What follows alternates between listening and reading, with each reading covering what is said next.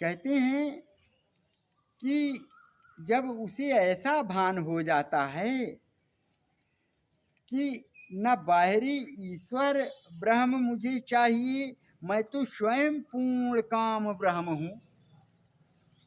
अभी तो बाहर बाहर ढूंढता रहा, अब स्वयं पूर्ण काम ब्रह्म हूं। तो अपनी चेतन को वो जाना कि जिसको मैं ढूंढ रहा था, अरे जो सत्ता मेरे अंदर विराजमान है यही तो वो है जिसके बगैर कोई संसार का कार्य ही नहीं हो सकता, एक रोंवा भी नहीं हिलेगा। भले चेतन नहीं कर रहा है, लेकिन चेतन की सत्ता से सत्वान होकर पूरे संसार के कर्मचारी कार्य कर रहे हैं।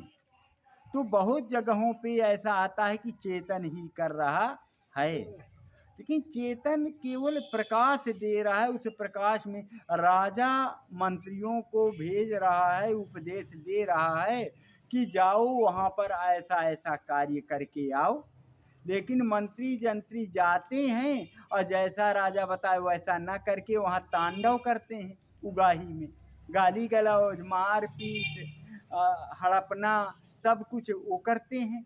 अगर मंत्री किसी को जान से मार कर आया तो राजा जेल नहीं जाता है, मंत्री को उधर भोगना पड़ता है, क्योंकि कहा था वो प्रकाश दिया राजा कि जाओ वहां का कार्य करके आओ।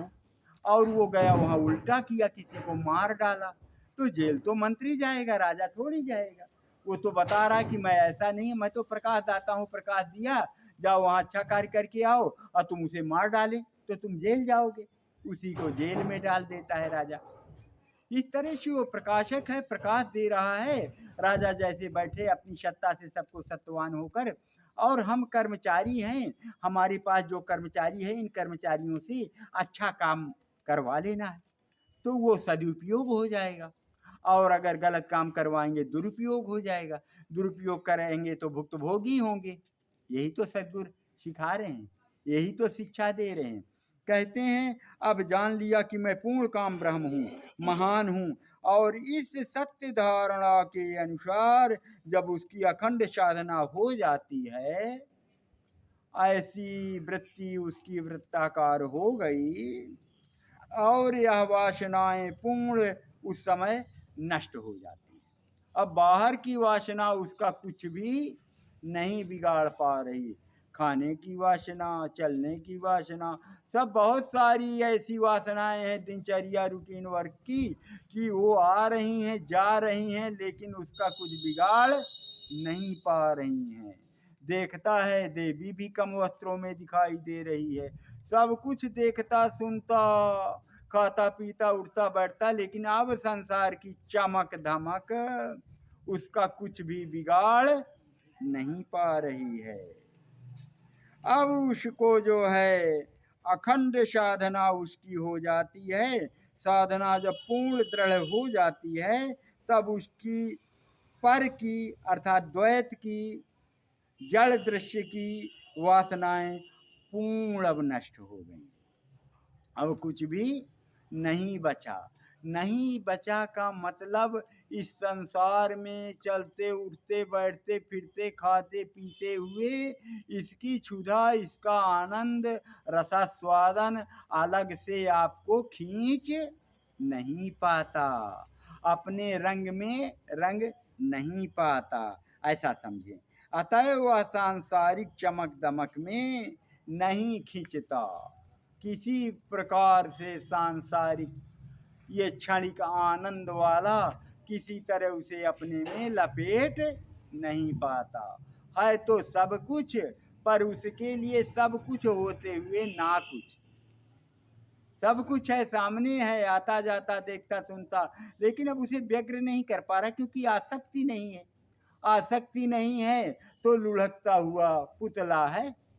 अब जली हुई है रस्सी, ऐंठन दिखाई दे रही, लुढ़क रहा है, चल रहा है, फिर रहा है, सब कुछ कर रहा है, लेकिन जली हुई रस्सी के समान है। और किसी तरह अव्यग्रता संसार की उसे अपने में लिपायमान नहीं कर पाती। यही सदगुरु साहेब आज गुरु शंकराचार्य जी इस मंत्र के द्वारा समझा रहे हैं और बता रहे हैं। ऐसा जब हम दृढ़ करते हैं, अपने आप में लौटते हैं, तो बढ़िया सुंदर बनने लगता है।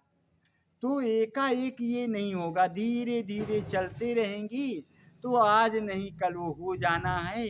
और जब दृढ़ हुआ उसी समय हो जाना है, समय भी नहीं लगता। और अभी बाकी है बस यौरा, तो उसे भोगने के लिए शरीर को रहना पड़ेगा, प्रारब्ध भोगना पड़ेगा। लेकिन अगर दृढ़ हो गया अहम ब्रह्मास्मि, तो फिर कुछ नहीं बचा। अब मैं ही ब्रह्म हूँ, मैं ही वो चेतन सत्ता हूँ, तो अब बचा कुछ नहीं, केवल जो बस यौरा बचा है प्रारब्ध रूप में, उसको भोग करके और चल देना ही बाकी है। ऐसा समझे, ऐसा सद्गुरु कहे। यहाँ पर वाणी को विराम दिया जाता है। प्रेम से बोलिए सद्गुरुदेव की। अहम शुद्ध चैतन्य ज्ञान स्वरूपम,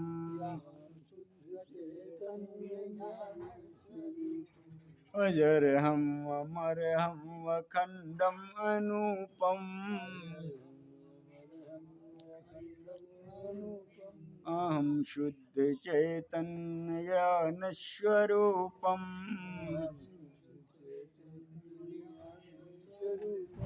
अजर हम अमर हम अखंडम अनुपम।